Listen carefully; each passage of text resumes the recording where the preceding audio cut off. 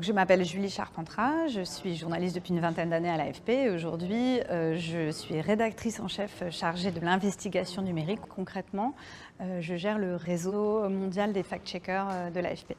Notre mission consiste vraiment à monitorer ce qui se passe sur les réseaux sociaux et aussi dans les prises de parole publiques de personnalités politiques ou du monde économique et de repérer ce qui nous semble trompeur, faux, ce qui en tout cas mérite à tout le moins une grosse remise en contextualisation de façon à ce que le public soit correctement informé. La particularité de ce que nous faisons au sein de l'AFP, ce sont des articles pédagogiques où nous expliquons comment nous avons procédé, comment nous avons travaillé, c'est-à-dire quels experts nous avons interrogés, comment nous avons retrouvé l'origine de l'image ou l'origine d'une vidéo, quels outils logiciels, le cas échéant, nous avons utilisés. L'idée, c'est d'avoir vraiment une sorte de mode d'emploi pour que le lecteur puisse, s'il le souhaite, refaire la démonstration, donc vraiment un travail de pédagogie et de transparence. Alors en France, on est aussi confronté à beaucoup de désinformation, notamment au moment des JO de Paris en 2024. Il y a eu beaucoup de désinformation autour de la propreté de la Seine et de la baignabilité de la Seine où devait se dérouler un certain nombre de compétitions. Notamment, un jour, on a vu commencer à circuler une vidéo où on voyait quelqu'un verser un liquide bleu dans un cours d'eau.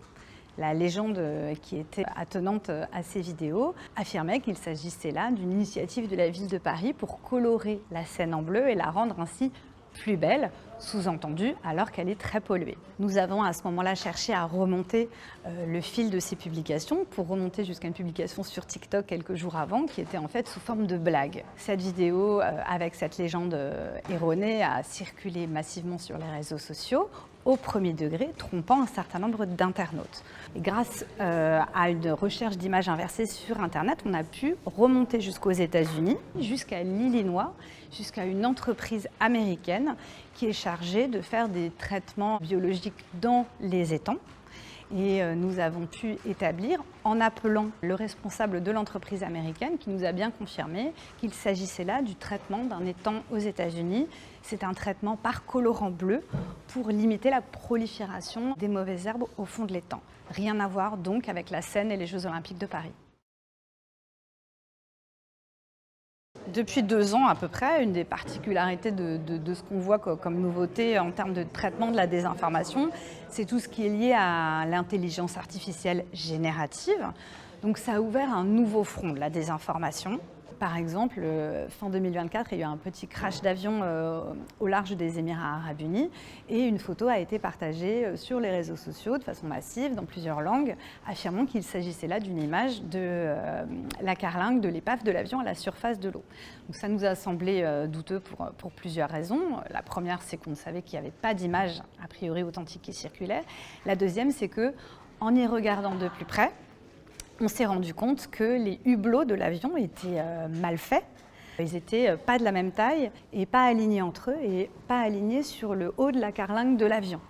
Il y avait aussi un autre endroit de la photo, un morceau d'aile, un morceau d'avion dont on ne savait pas vraiment s'il était rattaché à l'avion, qui sont aussi des indices qui peuvent alerter sur la présence d'une image générée par intelligence artificielle.